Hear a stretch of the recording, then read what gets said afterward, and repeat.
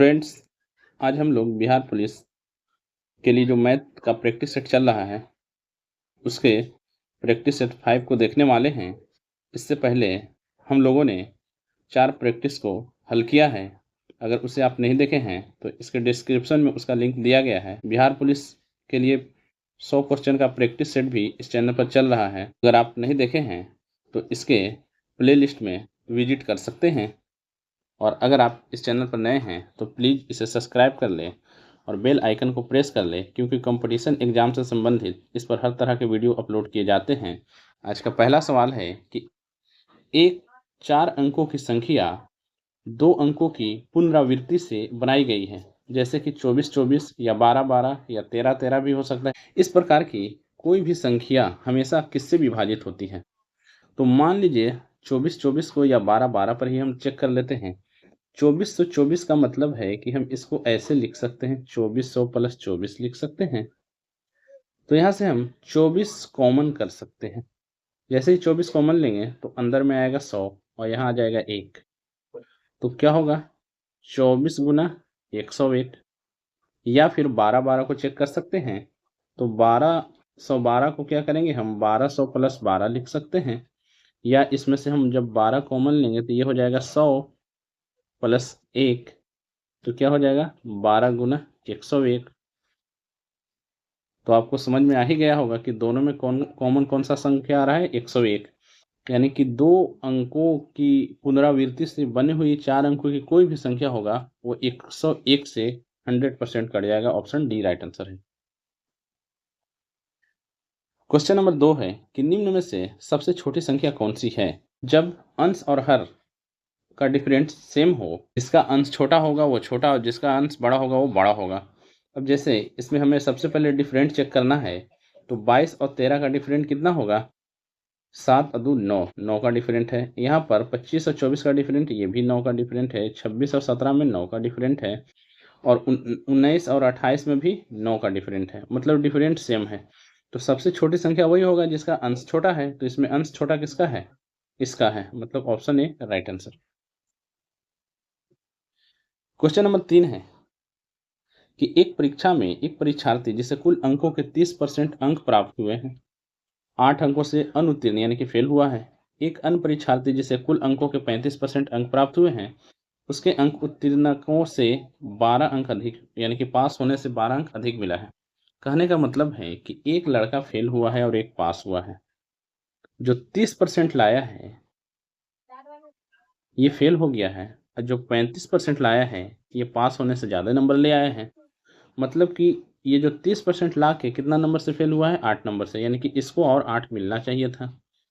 और ये 35% ला करके 12 और ज़्यादा लिया है, मतलब कि इसमें से 12 और घटना चाहिए था, तभी तो ये पास मार्क होता। तो हम कर देते हैं, 12 को इधर भेज देते हैं और 30 को इधर भेज देते हैं। तो हो जाएगा 8 प्लस 12 बराबर 35% माइनस 30%। यहाँ पर हमारे पास आ गया है कि 5% का मतलब 12 8 20। तो कुल अंक कितने होंगे उस एग्जाम में? तो अगर 5% 20 है तो 100% कितना रहा होगा? 20 से गुना कर देंगे, इधर भी 20 से गुना करेंगे तो 20 से गुना करेंगे तो हो जाएगा 400, यानी कि 400 का एग्जाम रहा होगा। Option B right answer. Question number 4 है कि 12,000 रुपये को 2 भागों में इस तरह बांटा जाता है कि पहले भाग पर 12% की दर से 3 वर्षों का साधारण ब्याज, दूसरे भाग पर 16% वार्षिक ब्याज की दर से 4.5 वर्ष की साधारण ब्याज के बराबर है। तो बड़ा भाग क्या है? इसको तो शॉर्ट में ही करना बेहतर है, लेकिन मैं उस शॉर्ट के लिए पहले ये बता दूं कि अगर एक ही जगह रकम दिया हो और इसके अलग अलग समय के लिए और अलग अलग ब्याज दर पर हमें इन्वेस्ट करना है, और अगर साधारण ब्याज बराबर आ जाए तो बड़ा और छोटा भाग कैसे निकाला जाएगा? मान लीजिए कि पहला भाग का मूलधन होगा P, समय होगा T1 और ब्याज दर होगा R1। तो इससे जो ब्याज आएगा वो दूसरा भाग P2 T2 गुने R2 के बराबर होगा। तो ऐसा कर देते हैं, P1 बटा P2, P1 बटा P2 का मान क्या हो जाएगा? उधर है T2 गुना R2 बटा T1 गुना R1, मतलब कि ब्याज दर को गुना करके हम जैसे ही उसको पलट दें तो वो इसका इन्वेस्ट का भाग आ जाएगा। तो हम कर देते हैं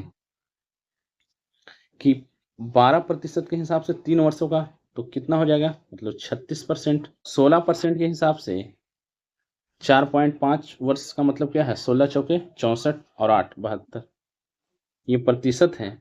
तो हमें इसका मान पलटना होगा, यानी कि 2/1 हो जाएगा जैसे ही हम काटेंगे तो, यानी कि P1 का मान होगा और जो P2 का मान होगा ये 2:1 के अनुपात में होगा।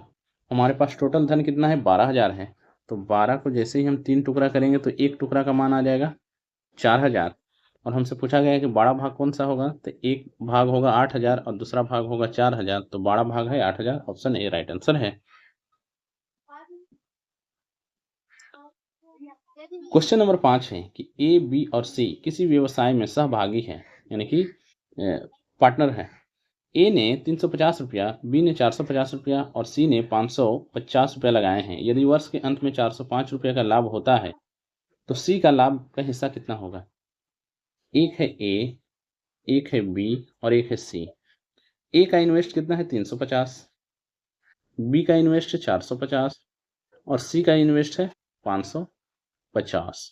सबका जीरो काट देंगे और 5 से काटेंगे तो ये हो जाएगा 7, ये हो जाएगा 9 और ये हो जाएगा 11, मतलब कि 7 9 16, 16 और 11 27, यानी कि ये 27 यूनिट के रूप में 405 दिया गया है, यानी कि 405 जो है वही 27 है और हमसे किसका मान निकालना है, सी का, यानी कि 11 यूनिट का। तो कर देते हैं 11 से गुना, 9 से काटेंगे तो 9 तिया 27, 9 से काटेंगे तो ये कितना हो जाएगा, 9 चौके 36 और 9 पचे 45, 3 से काटेंगे तो ये हो जाएगा 15।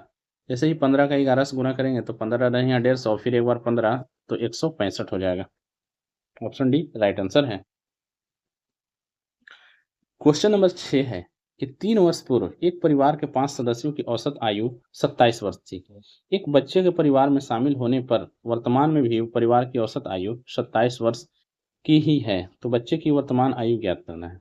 इसके दो स्थिति दिए गए हैं। पहला स्थिति है कि 5 सदस्यों की औसत आयु 3 वर्ष पहले 27 था, तो अगर इसके हिसाब से देखें तो अभी 3 सब में जुटा होगा तो ये 30 वर्ष रहा होगा औसत, तो 30 गुना 5 हम अगर करेंगे तो यानी कि इसके हिसाब से होना चाहिए 150। लेकिन कहा है आगे सवाल में कि एक बच्चे के परिवार में शामिल होने पर वर्तमान में औसत आयु 27 वर्ष है, यानी कि अब जो 27 है वो 6 सदस्य का है। तो इसको गुना करेंगे 7 42, 6 दूनी 12, 12 और 4 16, 162। ये 5 का है और ये 6 का है, तो वही तो एक बच्चा है जो छठा सदस्य बना है। तो 162 में से 150 घटाएंगे तो आ जाएगा 12, यानी कि जो लड़का शामिल हुआ है, बच्चा शामिल हुआ है, उसका आयु कितना है 12 वर्ष। ऑप्शन बी राइट आंसर है। क्वेश्चन नंबर 7 है कि 54 को 2 भागों में इस तरह विभाजित किया जाता है कि पहले भाग का 10 गुना दूसरे भाग के 22 गुना का योग 780 के बराबर है, तो दोनों भागों का गुणनफल क्या होगा। अगर 2 टुकड़ा 54 को करना है, मतलब कि उसमें x और y हम कर सकते हैं कि यानी x और y के मतलब क्या है 54 है।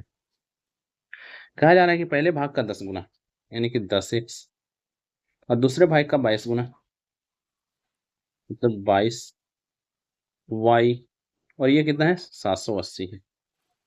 इसी को 10 से गुना कर देते हैं तो ये हो जाएगा 10x प्लस 10y बराबर 540। अगर हम ये घटा दें तो क्या हो जाएगा, ये खत्म हो जाएगा और यहाँ से आ जाएगा 12y बराबर 0 4 12 दूना 24, यानी y बराबर कितना आ गया 20। जब दोनों का योग 54 है तो एक 20 आया है, तो दूसरा का मतलब क्या है, दूसरा यानी कि x कितना होगा 34, x 34 और y 20। हमको इसका गुणनफल पूछा है, तो 34 दूना कितना होता है 68, 680 इसका आंसर होगा। ऑप्शन डी राइट आंसर है। क्वेश्चन नंबर 8 है कि एक मिश्रण में दूध और पानी का अनुपात 3:2 है। यदि मिश्रण में दूध पानी से 3 लीटर अधिक है तो मिश्रण में दूध की मात्रा ज्ञात करना है। यहाँ पर मिल्क है और यहाँ पर वाटर है। दूध पानी का अनुपात 3:2 है, यानी कि दूध 3 है और पानी 2 है। कहा गया है कि इस मिश्रण में दूध पानी से 3 लीटर अधिक है, हम देख रहे हैं तो 1 यूनिट अधिक है, यानी 1 का मतलब अगर 3 है तो क्वेश्चन में क्या पूछा गया है, तो मिश्रण में दूध की मात्रा क्या है, तो मात्रा यानी कि 3 यूनिट का मान निकालना है तो गुना 3 कर देते हैं, तो आ जाएगा 9। Option D right answer. Question number 9 है कि एक लड़का 3 किलोमीटर प्रति घंटा की गति से स्कूल जाता है और 2 किलोमीटर प्रति घंटा की गति से वापस आता है। यदि उसे कुल 5 घंटे लगते हैं तो स्कूल की दूरी क्या है, किलोमीटर में बताना है हमें। 3 किलोमीटर के हिसाब से जा रहा है और 2 किलोमीटर के हिसाब से वापस आ रहा है। स्पीड समय का उल्टा, चाल यानी कि एस, और यहाँ पर समय को टी। जाने का क्या था उसका 3 और आने का क्या है 2, तो समय जाने में क्या लिया होगा 2 और आने में लिया होगा 3, दोनों मिला दे तो हो जाएगा 5, और रियल में यहाँ 5 घंटा दिया हुआ है, यानी 1 यूनिट का मान 1 है। तो किसी तरफ से ऊपर या नीचे दोनों तरफ से हम निकाल सकते हैं दूरी। अगर 1 का मान 1 है तो 3 का मान कितना होगा, यानी 3 घंटा रियल टाइम आया है। अगर 3 घंटा तक कोई 2 किलोमीटर के हिसाब से चले तो कितना दूर तक हो जाएगा, 6 किलोमीटर तक जाएगा। Option A right answer. Question number 10 है कि 3 पुरुष या 4 महिलाएं एक खेत को 30 दिनों में काट सकते हैं। उसी खेत को काटने में 3 पुरुष और 6 महिलाओं को कितना समय लगेगा। यहाँ पर दिया गया है पुरुष और महिलाएं, यानी 3 पुरुष काटे या 4 महिला काटे, ये दोनों मतलब 30 दिन ही लगाते हैं। यहाँ पर सीधा सीधा ये है कि 3 मैन जो है वो 4 वोमैन के बराबर है। तो हमको यहाँ पर क्या है या, और यहाँ पर और। या का मतलब होता है या पुरुष या महिला, जबकि और का मतलब है कि पुरुष और महिला दोनों मिल करके। तो 3 पुरुष मतलब 4 महिलाएं। तो यहाँ पर दिया गया है कि 3 पुरुष 3 मैन और प्लस 6 वोमेन कितना दिन में करेंगे। तो 6 वोमेन तो यहाँ पर है ही, 3 पुरुष के बदले यहाँ 4 वोमेन लिख सकते हैं, यानी कि 4W प्लस 6W। जो 4 महिलाएं 30 दिन में खेत को काट सकती है, वही 10 महिलाएं कितने दिन में काटेंगी, तो बस कर देना है कि 4 गुना 30 तो बटा में 10, ये कट जाएगा, 0 से 0 चलती है 12। ये ऑप्शन डी राइट आंसर है। मुझे उम्मीद है आप लोग समझ पा रहे होंगे। अगर समझने में कोई दिक्कत हो रहा है तो कमेंट जरूर करेंगे, हम उसे सुधारने की कोशिश करेंगे। फिर है क्वेश्चन नंबर 11 कि शब्द आर्चीव के अक्षरों को कितने भिन्न तरीके से पुनर्व्यवस्थित किया जा सकता है। ये इसमें देखना है कि कोई वर्ड रिपीट तो नहीं हो रहा है, तो नहीं हो रहा है यानी हमें वर्ड गिन लेना होगा। ARCHIV कर यानी कि टोटल 7 वर्ड है, तो यानी कि 7 फैक्टोरियल। तो फैक्टोरियल का मतलब क्या है, इसको जितना फैक्टोरियल है वहां से 1 तक के गुना में लिख देना होता है। 6 5 4 3 2 1।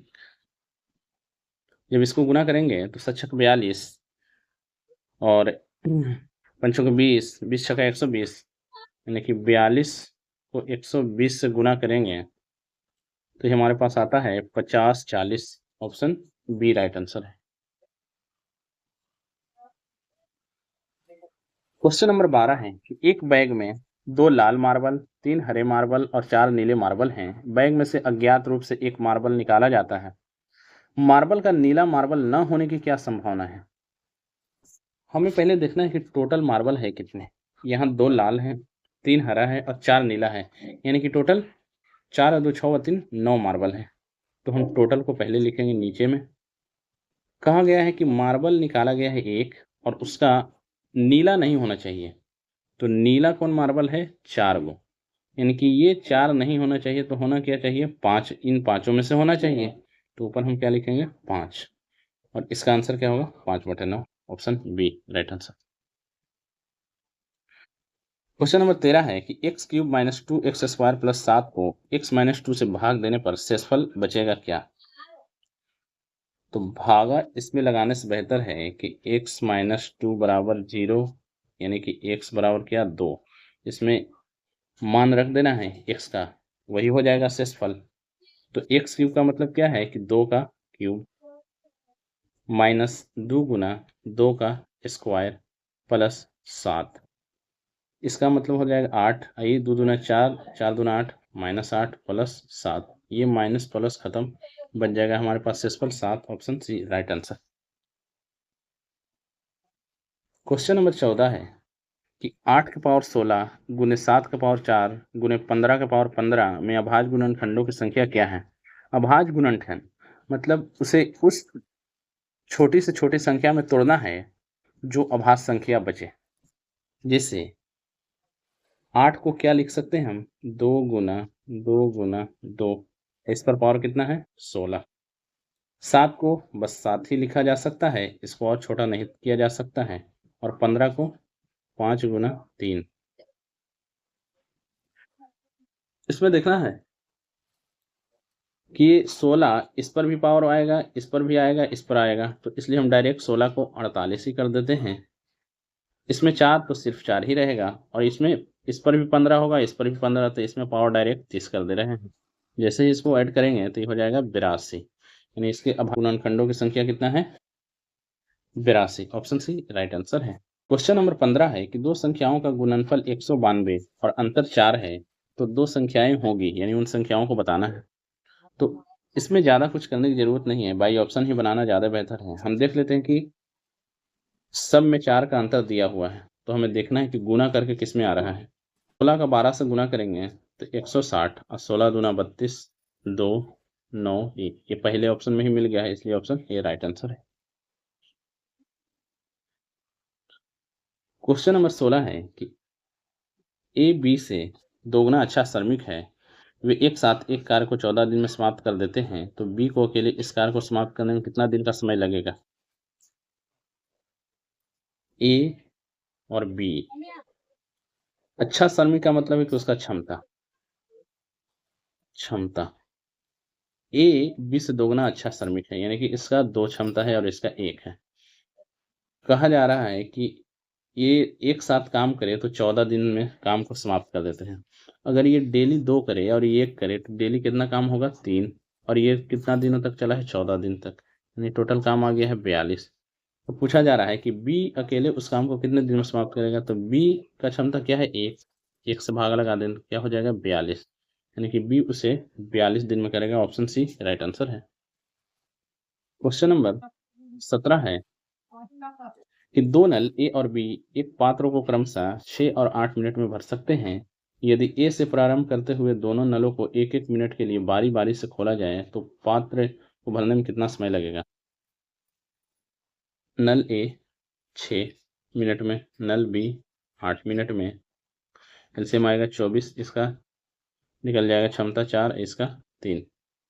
कहा जा रहा है कि शुरू करना है नल ए को, यानी कि नल ए शुरू करेगा तो भर देगा 4, फिर अगला मिनट में नल बी यानी कि 3, इस तरह 2 मिनट में कितना भराएगा 7। हमें भरवाना कितना है 24, क्योंकि जो एलसीएम होता है वही उसका क्षमता होता है उस बर्तन का या उस पात्र का। तो अगर 2 मिनट में 7 लीटर पानी भरा जा रहा है तो हमें 24 भरवाना है, तो हम 24 से पहले तक ले जाते हैं गुना करके। तो अगर हम 7 में 3 से गुना करें तो 21 लीटर पर हम पहुंच जाएंगे, तो 3 से इधर भी हमें गुना करना पड़ेगा, यानी कि 6 मिनट में 21। शुरू कौन किया था ए, यानी कि विषम नंबर। तो अब यानी कि 6 सम है तो विषम नंबर यानी 7वां मिनट किसका करने का बारी है, तो ए का। और ए काम करता है 4 और काम बचा हुआ है अब कितना 24 काम करना था, 21 हो ही गया है तो बचा हुआ है 3। तो यानी इसमें कितना समय लगेगा 6 मिनट तो पूरा लग ही गया है। अब काम 3 ही है और करने वाला क्षमता है 4, यानी 6 सही 3/4 minute, option D right answer. Question number 18 है कि 61 गुने 63 गुने 65 इस तरीके से 99 तक है, तो इसका इकाई अंक क्या होगा। यहाँ देखें तो विषम नंबर का सीरीज है, जैसे अगर 1 3 5 7 9, इनको अगर हम चेक करें तो इसमें इकाई अंक क्या है। अगर इसमें 2 आता तो 5 और 2 मिलकर अंतिम डिजिट जो है कि 0 बन जाता, पर इसमें 2 तो कहीं पर है नहीं, चूंकि सम संख्या है नहीं इसमें शामिल, तो सिर्फ और सिर्फ 5 है। और जैसे ही किसी भी संख्या को 5 से गुना किया जाता है तो उसका अंतिम अंक 5 ही बचता है, इसलिए इसका इकाई अंक 5 होगा। ऑप्शन बी राइट आंसर है। क्वेश्चन नंबर 19 है कि किसी कार्यालय के कर्मचारियों का मासिक औसत वेतन 120 है, सभी का। अधिकारियों का औसत वेतन 460 और जो अधिकारी नहीं हैं उनका 110 है। यदि अधिकारियों की संख्या 15 है तो कार्यालय में जो अधिकारी नहीं है उनकी संख्या क्या है? इसको एलिगेशन से हम बनाएंगे कि सभी का 120 है, जबकि जो अधिकारी हैं उनका 60। अधिकारी को हम लिख देते हैं ए से, अधिकारी जो नहीं है उनको लिख देते हैं ए एन से। तो अधिकारी जो है उसका लिखते हैं 460 और इसका 110, जबकि ओवरऑल हो कितना 120। तो इसमें से घटाएंगे तो ये हो जाएगा 10, और ये जब घटाएंगे तो आ जाएगा 0, 6 में से 2 तो 4 और 3 0। यानी कि यहाँ पर हमारे पास अनुपात आ गया है 1:34। अधिकारी का सोझे 1 अनुपात है और 1 का मान दिया हुआ है कि 15 है, तो 34 का मान हमें निकालना है, तो 15 से डायरेक्ट गुणा कर देते हैं। 340 और इसका 170, 0 7 4 11, 3 1 4 1 5, यानी कि 510 वहाँ पर जो अधिकारी नहीं है उनकी संख्या है। ऑप्शन सी राइट आंसर है। क्वेश्चन नंबर 20 है कि 3√6, 2√5, 6√12 इनमें सबसे बड़ी संख्या कौन सी है? तो इसको हम सबसे पहले सही फॉर्मेट में लिखेंगे कि 6 के पावर 1/3, 5 के पावर 1/2 और 12 के पावर 1/6। यहाँ पर 3, यहाँ पर 2 और यहाँ पर 6 है, तो हम इसका एलसीएम ही ले लेते हैं। तो अगर एलसीएम 6, चूंकि 3 2 6 का एलसीएम 6 ही होगा, तो एलसीएम अगर 6 लेंगे तो इसके पावर में उस एलसीएम से गुना करते हैं 6 6 6। इससे काटेंगे तो ये 2 आ जाएगा, इससे काटेंगे तो ये 3 आ जाएगा और इससे काटेंगे तो 1 आ जाएगा। 6 के पावर 2 का मतलब है कि ये 36 होगा। 5 के पावर 3 का मतलब क्या है? 125 होगा। और 12 का पावर 1 का मतलब क्या है? 12 होगा। अब हम देख पा रहे हैं कि सबसे बड़ी संख्या कौन निकल के आया है? 125, और इसका सही आंसर कौन होगा? 2√5। ऑप्शन बी राइट आंसर है। तो हम लोगों ने 20 प्रश्न को हल किया है, जो एग्जाम ओवरव्यू से काफ़ी महत्वपूर्ण है, और हमें उम्मीद है कि आप लोग को ये समझ में आया होगा। शुक्रिया।